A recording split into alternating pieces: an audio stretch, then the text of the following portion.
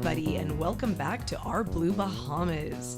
I am joined today by Heather Brockback and Jasmine Colley, and I am so delighted to have Brief going to be telling us some more about their amazing program. So I think just for any new listeners, can you just let us know a little bit about what Brief is? Yeah, so Brief is a marine educational nonprofit organization that was founded in 1994 by Sir Nicholas Nuttall over the concern of the declining state of our marine resources. So important key species such as queen conch and Nassau grouper that we as Bahamians adore and love, and really bringing light to some of the challenges that they're facing and how we can protect our fisheries for future generations. And so building on top of that, Brief has now become, we just celebrated our 30-year anniversary, and we've become one of the lead environmental education organizations in the Bahamas, especially focusing on educating students and civic organizations on how they can protect and conserve their marine environment. Fantastic, Heather. Thank you so much. Now, I know that there's a lot of work that Brief does with youth in general throughout the entire archipelago. Can you tell me a little bit about what I guess these are, the Students for Environmental Action program, what it entails, what's going on with these things? We are excited to tell you about our Students for Environmental Action program. For short, it is C, our C program. Love it, love it. It is actually, it's fairly new. It's one of our newest programs. It's a pilot program.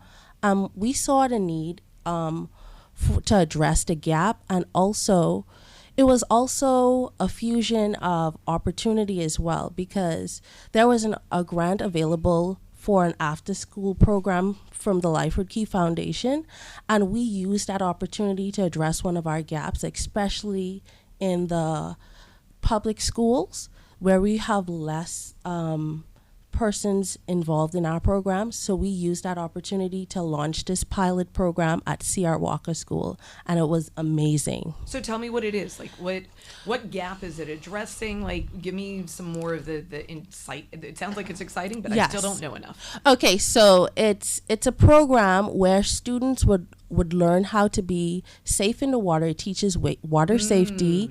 It teaches them how to snorkel, and it also gives them a foundational knowledge on a lot of environmental concepts of, like, they learn about mangroves, they learn about coral reefs, and especially how it sustains our way of life. So they grow and then also, what's so special about this, they actually get a CPR certification as well. Great. So it's building capacity, and it's also teaching a lot of Bahamian environmental knowledge.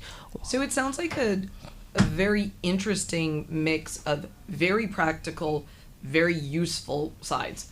Swimming experience, increased capacity there, CPR, literally knowing potentially how to save a friend or a family member's life, along with the theoretical of why are mangroves important, right? I mean, things that I think everybody can appreciate, the easy stuff. Oh, we need to have pretty oceans and pretty reefs because we have tourists. Like, everybody can do some basic connections, but like people like filling mangroves in. And until that education is out there, starting with our youth, it's really difficult to get across society. So I love this.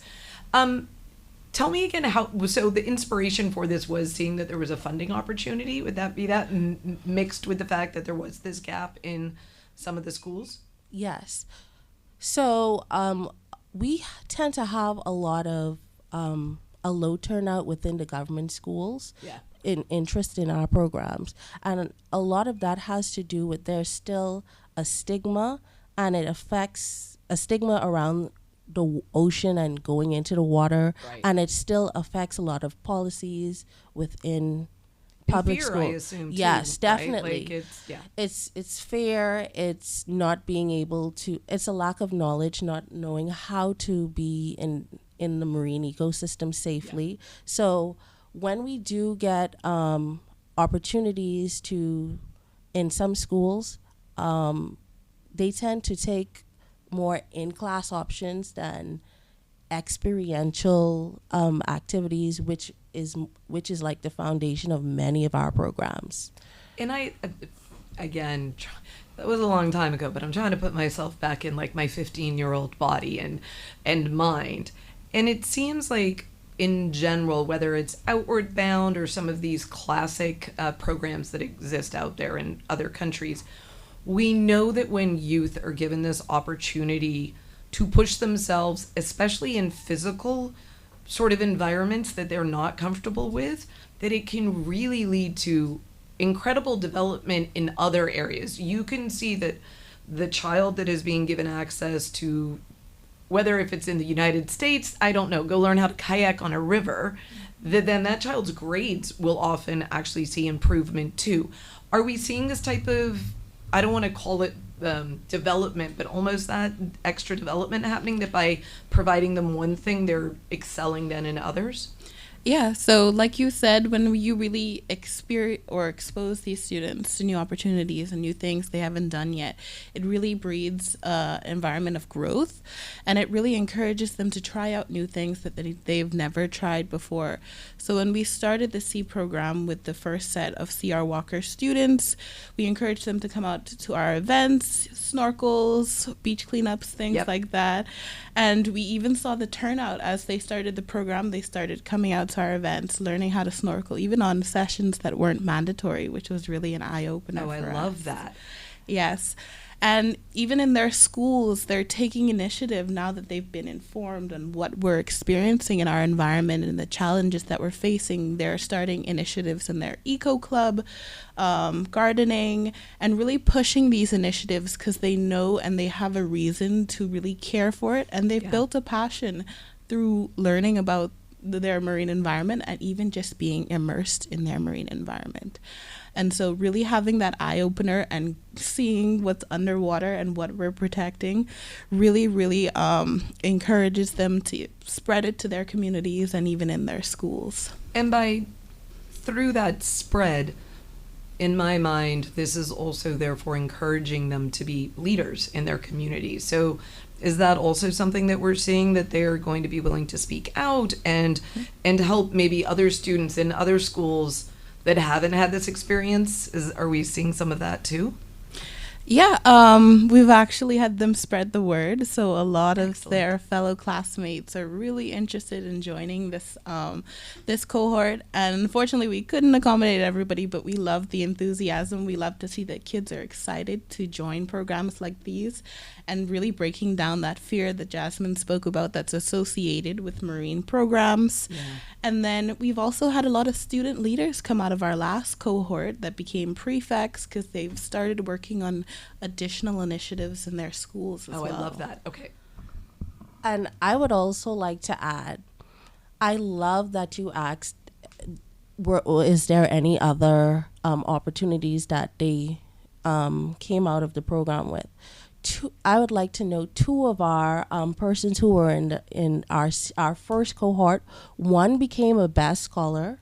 Oh, fantastic. Okay, but now, I know that the podcast has covered best scholars before, but just give a little recap for anybody who doesn't know about this incredible opportunity. So our best scholarship program is a gap year program where it's more in depth, where students would learn environmental leadership as well, but it goes further, where it has a research element.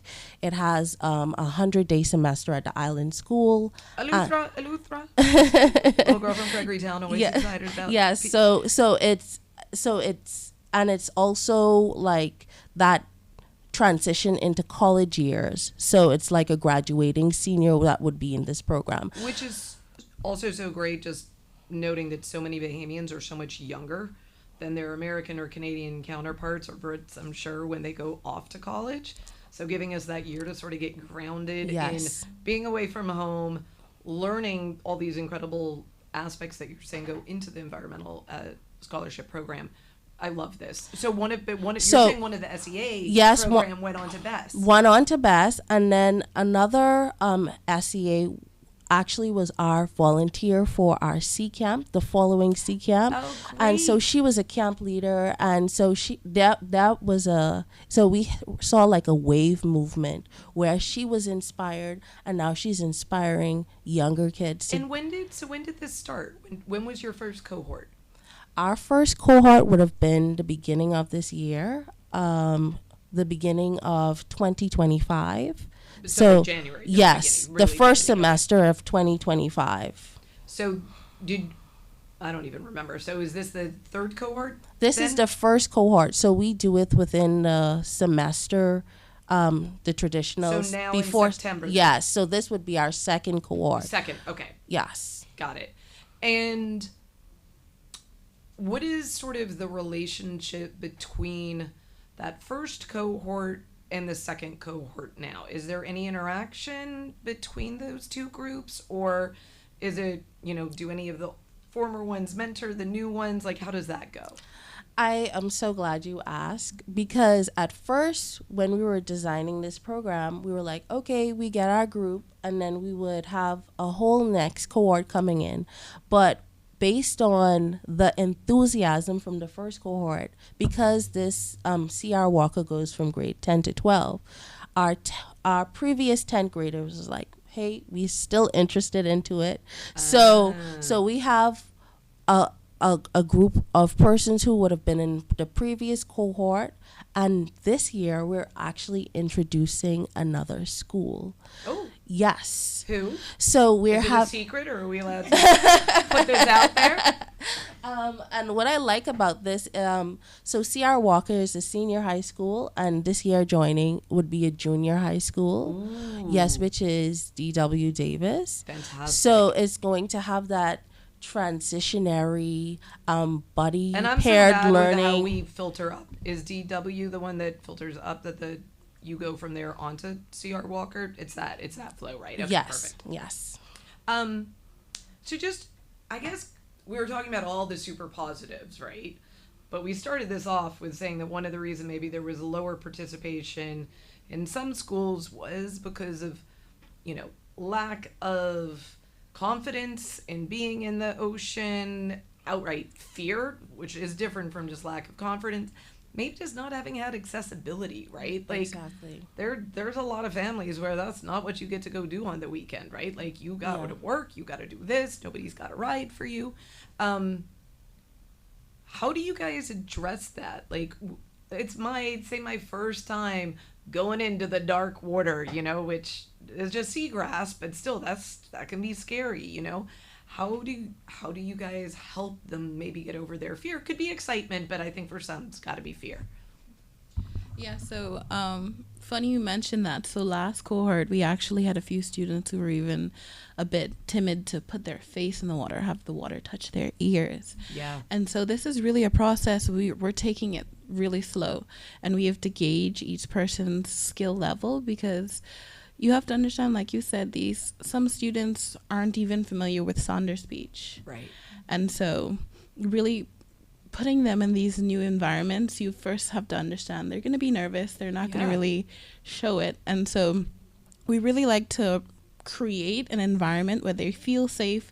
We give them all of the information. We brief them on how to safely enter the water, snorkel about in the water, basically traverse the water and what not to touch, things like that. And I think through their experience, we can kind of, like Jasmine said, create a wave to kind of combat that fear of the ocean, Right. and really bring it back to homes and communities and schools where they can see that they're having so much fun and be like, I feel like I'm missing out. Maybe I should look into some of Brief's programs. Or even with our community snorkels, we're trying to reach more into our community for people who may be nearby. And we change the location. Sometimes we're at Saunders Beach. Sometimes we're more out west. But we really do want to really break down this fear associated with the ocean and really let people experience it. Let me just tap into that for a second. Again, we might have some new listeners. So I'm listening. I want my 12-year-old who is scared because I'm scared as a mom. how do I reach out to Brief? Like, how do I know what you guys are doing when there is a community snorkel or a community event? Like, what are my best ways to keep in contact with you and be updated on what's going on? Yeah, so first of all, we definitely encourage everyone, regardless of your question, regardless of your skill level, to reach out to us. If you are interested in getting involved, we have many opportunities to get involved, even if you're not quite a water person. Yeah. But particular to the water, we usually post our flyers for our community snorkels on our Instagram and Facebook pages, our social media. We also have a volunteer group chat. How do I find you on social media, though? Don't just leave me hanging. I'm Do you getting know there. what your handle is? I think is the correct term. So it's Brief242 on all platforms. That's very handy. Nice. So you can find us at Brief242, or we also post on our website at brief.org with our flyers for our upcoming events. And then we also have a newsletter as well that you can sign up for. So there's a lot of ways that you can get informed with what we're doing at Brief. And again, I said you can email us at brief@brief.org or call our office at 327-9000. Perfect. Okay, so another thing that I think would then, so I'm a teacher and I'm listening, and you've talked about doing like field trips, you just mentioned. Like, what's that? Like, how would I find out about other ways that maybe I can't have a whole cohort of my students in there, but there is an opportunity for my students to have sort of this experiential learning?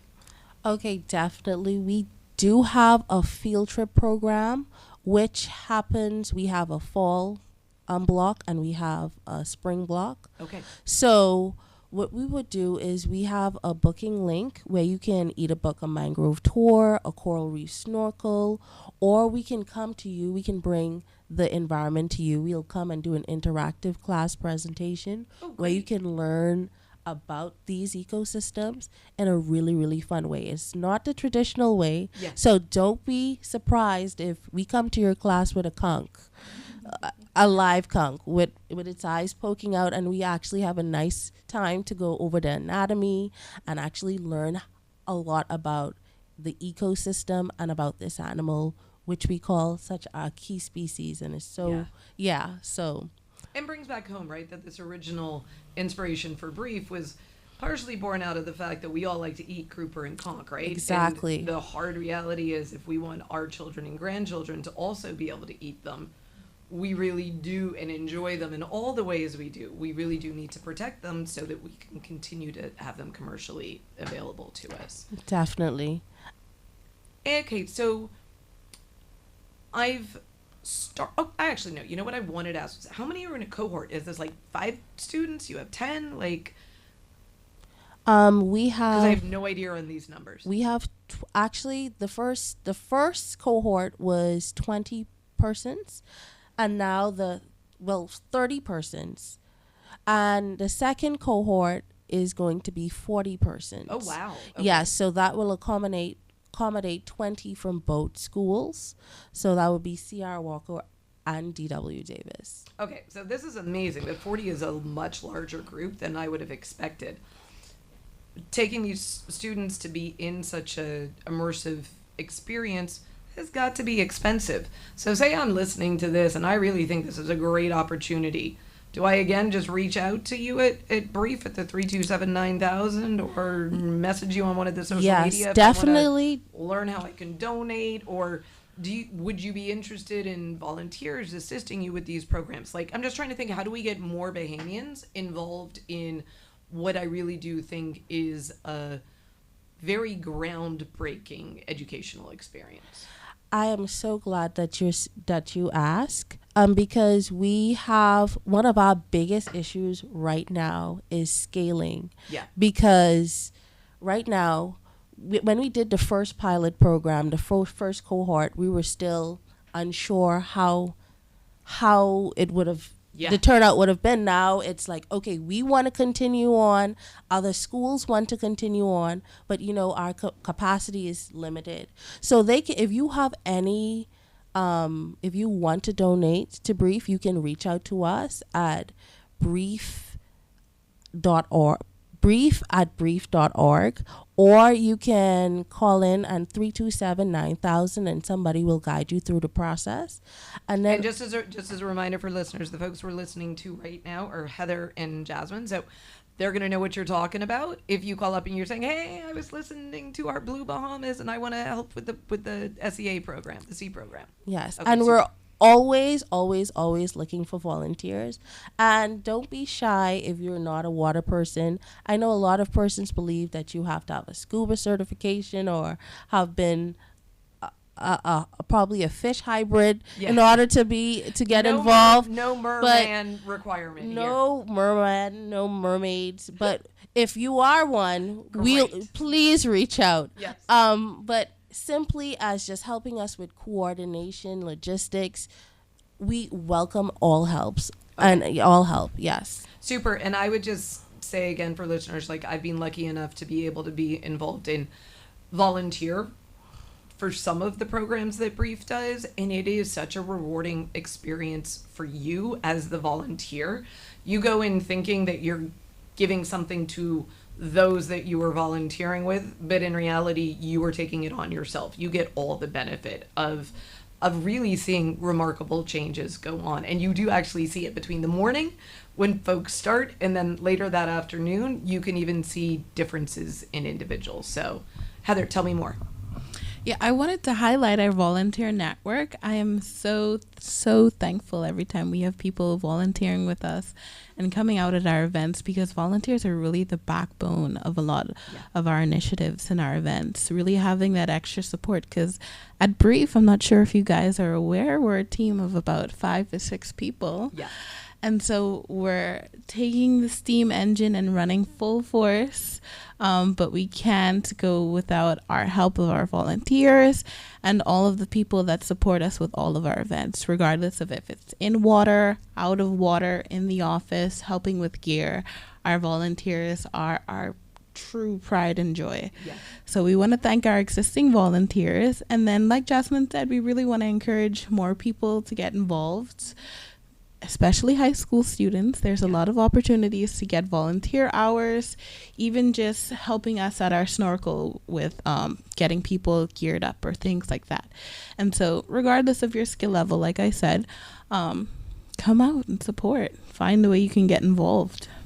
And I guess, one of the things that I find that when I explain to some of my friends overseas that we do have this sadly low proportion of Bahamians who are super comfortable with the ocean and do know how to swim and all of these things. They're like, you're surrounded by ocean. How is this not possible? But the reality is, if I do live in the middle of New Providence and I don't have a car, it's not just like, oh, let me just go walk the 4 miles to the ocean in our weather, in our everything, right? In our honestly still slightly dangerous roads, all of the things that go along with it.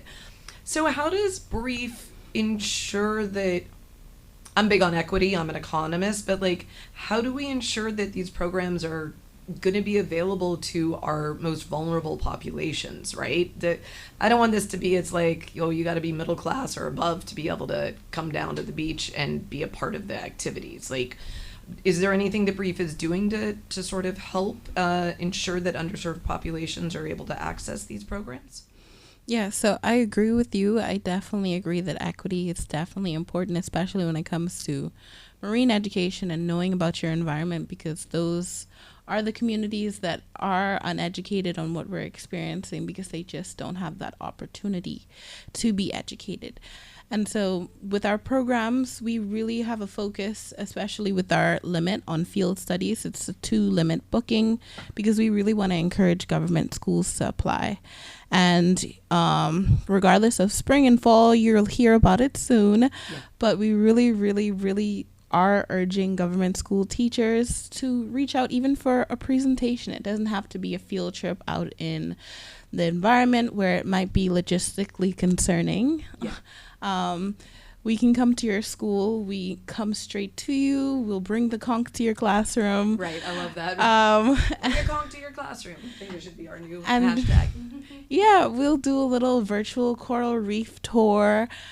So there's a lot of opportunities, and we really, really want to stress reaching underserved communities. We've actually been working with the Flamingo Gardens Family Life Center to do an after-school program as well with the school near that center, as well as the adult sessions. So, and any public service organizations who would like similar presentations, we are also offering presentations to civic organizations or any community center that's interested in really elevating their community, or even just getting them involved on the education and awareness of what's happening in our environments. Fantastic. And Jasmine, I think you have something else to I add. just wanted a quick plug in with the C program, and is a reason why I absolutely love this program. We offer transportation. We noticed that that's a huge gap. No, because this is a real issue, right? We offer transportation and lunch within this one particular program, because I know for our field studies, the school or organization that's responsible for getting their transportation to the site. Right. But with the C program, Brief takes on that extra logistical concern. Okay. So, and because of that, we have a tremendous turnout. Yeah. Yeah. No, it makes sense. I mean, transportation is a real issue, right? And so the more, and putting a plug out there again for anybody who wants to donate, if you have a bus service or that type of thing, remember that there's always, if you ever have any downtime, there's always good programs. Brief is doing one of them right now. But it's so important because the inequity that has existed in the past, we don't want that pushing forward into the future. I do know that we are wrapping up this wonderful session shortly, but I wanted to get from each of you separately what you've taken away from being a part of the C program. Like, how has it changed you? We've talked about how it's changing the students out there, but do you find that it's had any impact on you as individuals? Jasmine, let's start with you. Oh my goodness. I think what I love about the C program, and any program where it's your first time and you get to see that first time and it's charm of actually seeing a blue tang, I get to relive that first time experience time after time, and it's amazing to be a part of that for someone else. I wish you all could see how her eyes are glowing. They're literally glowing. Yeah, so being a part of someone's core memory, and that this is where their journey for loving and appreciating the environment starts. So I think that's what I take away from it. Heather, tell me. All right. Personally, not being so far removed from high school and having done a similar program, I am so excited for them. I know what the possibilities are from programs like this. I did a program like this in high school, and I went on to work at Brief because that's where the passion was really sparked. And so I'm hoping through my education of these students and through them going through the CPR program, I'm inspired by them, and it's a little nostalgic for me in my little heart, because I'm so excited to see what they're going to do and what they can accomplish. And I know through this program, we're opening so many doors in their minds to other avenues that they could pursue, not only for careers, but for public service, or even just for something that they care about or something that they keep in the back of their minds for life. And so programs like these really, just like Jasmine said, sparks the fire under these kids. And it's so amazing, like she said, to see the first experiences, but also just seeing how they work together, and it really brings them closer together, especially across age groups as well. So I'm really excited to see what they accomplish and where they go. Fantastic. And I think this is just the perfect way to wrap up this podcast. Thank you to both of you for sharing your insights. And everybody, just do remember, you can go to brief.org to see when there's other community events going on. Contact them on any of the social media at Brief242, and that is Brief, BREEF. 242, or give them a call 327-9000 to find out what is going on at Brief and how you can be a part of it. Thank you, everybody. Thank you.